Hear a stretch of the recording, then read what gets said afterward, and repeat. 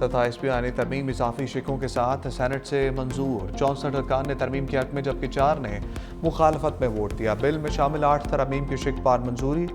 Senator Saifullah Abro और senator Ahmad Khan ने तरमीम के हक में वोट दिया। पीटीआई अरकान ने वॉकआउट किया।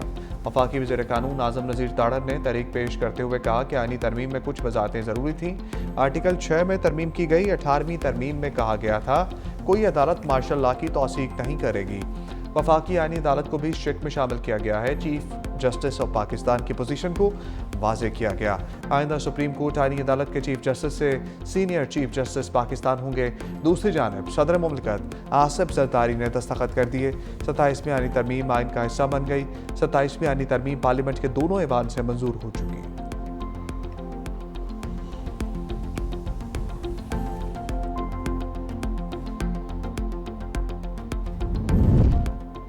Supreme court practice and procedure act भी कसरत राय से मंजूर।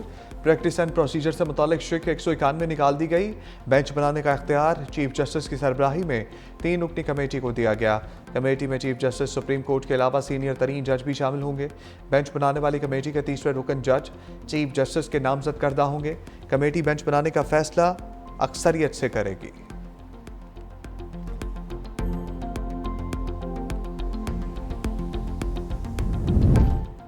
लोकल बॉडीज़ के हवाले से MQM की तरमीम की हमायत की, लेकिन किसी वजह से 27वीं आईनी तरमीम का हिस्सा ना बन सकी।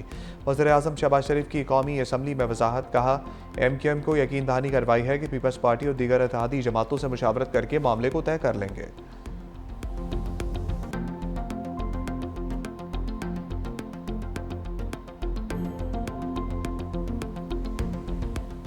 ये पॉलिटिकल जज थे और ये आपको इल्म नहीं है कि ये जो सुप्रीम कोर्ट में होता रहा है कि 7 एक तरफ हैं 8 एक तरफ हैं, रेत नहीं देता लोगों को जो है इन मुनासिब के ऊपर जो है वो बैठे हो कि वो इस किस्म का रवैया जो है वो अपनाएं। मुस्ताफ़ी होने वाले जज सियासी जज थे, उनको ओहदों पर रहना ज़ेब नहीं देता। मुशीर वज़ीर-ए-आज़म नाना सनाउल्लाह का सहाफ़ी के सवाल पर जवाब। सवाल उठाया जजेस ने किस तरह कहा कि 27वीं तरमीम आइन पर हमला है। हमारा मौक़िफ़ दुरुस्त साबित हो गया। इन जजेस ने अपने चैम्बर्स के जूनियर्स से हाई कोर्ट को भर दिया। सुप्रीम कोर्ट जज बनकर सियासी तकरीरें की जाएँ, इससे बड़ी बदकिस्मती नहीं हो सकती।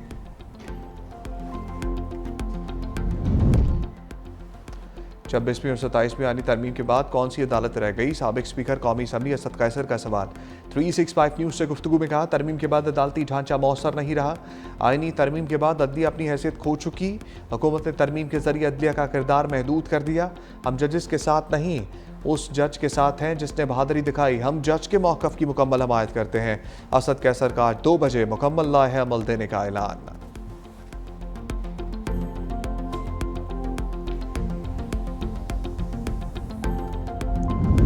अभी तो शुरुआत है, मजीद इस्तीफे भी आएंगे। चाय की प्याली में तूफान लाने की कोशिश नाकाम हो गई।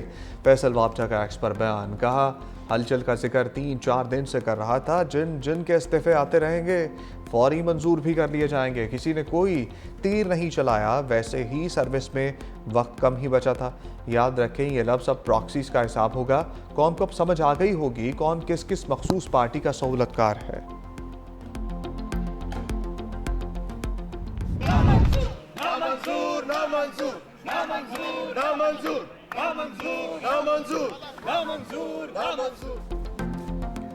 सत्ताईसवीं तरमीम की मंजूरी के दौरान अपोजिशन अरकान का डेस्क बचाकर एहतजाज, शोर शराबा। पीटीआई सेनेटर्स चेयरमैन सेनेट के डाइस के सामने जमा हो गए। आइन की तबाही नामंजूर के नारेबाजे। बैरिस्टर अली जफर ने कहा यह आईनी तरमीम वोट की चोरी से हुई। लूटाक्रेसी को फरोग देना शर्मनाक है। हमने कहा था आईनी तरमीम में जल्दबाजी से गलतियां होंगी। अब गलतियां दूर करने पर वापस सेनेट आए हैं। लगता है सब कुछ उजलत में हो रहा है। सच को नहीं छुपाया जा सकता।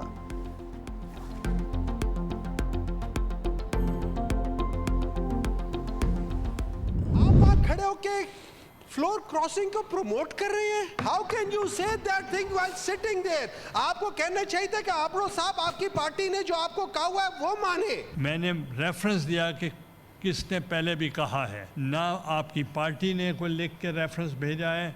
अगर आप रेफरेंस भेज सकते हैं तो द इलेक्शन कमीशन दे सकते हैं, मुझे को अपील कर सकते हैं, मगर नॉट लाइक दिस।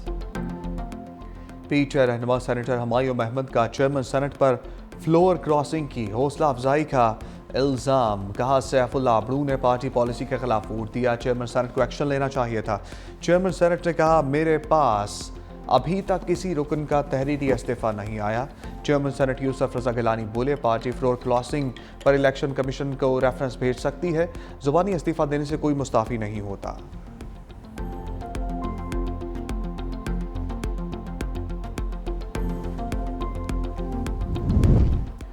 प्रोसीजर मुकम्मल होने तक सैफुल्लाह अबड़ू ऐवान के रुकन है। मेंबर वोट देता है तो वोट गिना जाता है, रुकनीत बाद में ख़त्म होगी। पीछे भूल गई अदम एतमाद के वक्त फौरी असम्बली तोड़ दी गई थी।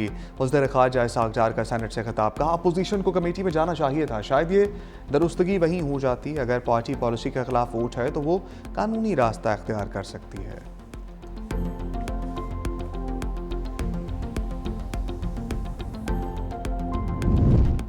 चीफ जस्टिस याहिया आफरीदी ने फुल कोर्ट इजलास तलब कर लिया। 27वीं आईनी तरमीम फुल कोर्ट इजलास के बाज़ाब्ता एजेंडे में शामिल नहीं। इजलास में सुप्रीम कोर्ट रूल्स पर तबादला ख्याल होगा। एडवोकेट मुनीर पराचा को सीनियर वकील का टाइटल देना भी एजेंडे में शामिल। फुल कोर्ट इजलास आज दोपहर 2 बजे सुप्रीम कोर्ट में होगा।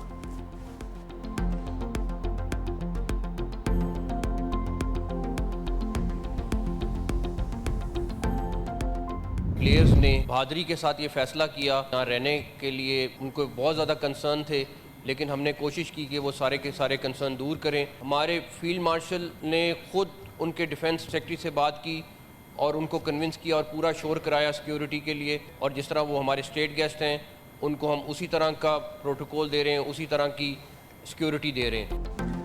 फील्ड मार्शल ने श्रीलंकन वज़ीर दफ़ा को फ़ोन किया, श्रीलंकन टीम की सिक्योरिटी की यकीन दहानी कराई। वज़ीर दाखिला मोहसिन नकवी का कौमी असम्बली में इंकशाफ। कहा श्रीलंकन सदर ने भी अपनी क्रिकेट टीम से बात की, श्रीलंकन टीम के तमाम खदशात दूर किए। तमाम मैचेस रावलपिंडी में ही खेले जाएंगे। श्रीलंकन टीम को स्टेट गेस्ट का प्रोटोकॉल और सिक्योरिटी दे रहे हैं। अफगानिस्तान से लोग यहां आकर हमले कर रहे हैं। गैर कानूनी मुकीम अफगान महाजरीन को निकालना ज़रूरी है। सेनेट में श्रीलंका की टीम को खराज तहसीन पेश करने की तारीफी करारदाद आज़म नज़ीर ताड़र ने पेश की।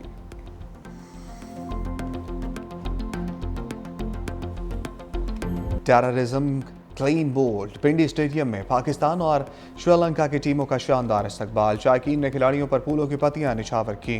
क्रिकेट लवर्स ने कहा पाकिस्तान और श्रीलंका की दोस्ती ने दहशतगर्दी को क्लीन बोल्ड कर दिया। इंशाअल्लाह ये दोस्ती हमेशा नॉट आउट रहेगी।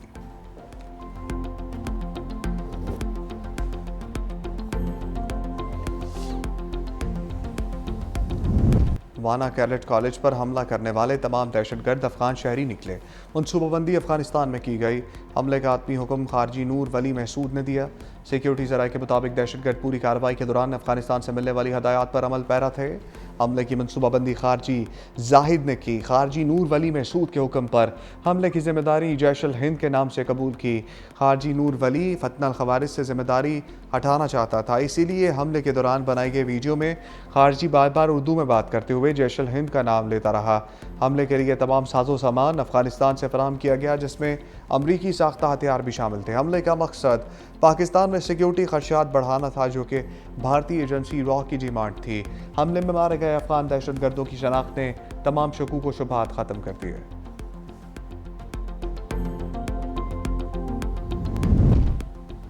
सिक्योरिटी इदारों की बड़ी कामयाबी। इस्लामाबाद कचहरी हमले में मुलविस खुदकुश हमलावर की शनाख्त हो गई। खुदकुश हमले में सहूलतकारी करने वाले 5 अफराद भी गिरफ्त में आ गए। सिक्योरिटी ज़राए के मुताबिक खुदकुश हमलावर का ताल्लुक अफगानिस्तान से था। एक सहूलतकार का ताल्लुक बाजोड़ से निकला। सहूलतकार की निशानदेही सर्च ऑपरेशन के दौरान हुई।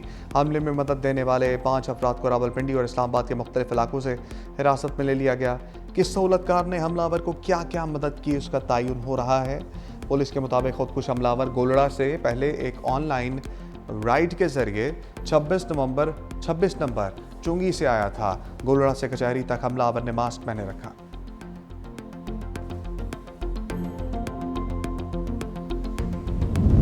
अमरीकी तारीख का तवील तरीन शटडाउन खत्म हो गया। सेनेट के बाद ऐवान नुमाइंदगान में भी हुकूमती अखराजात का बिल मंजूर। 6 डेमोक्रेट समेत 222 अरकान ने बिल की हमायत में वोट दिया। 2 रिपब्लिकन समेत 209 अरकान ने बिल की मुखालफत की।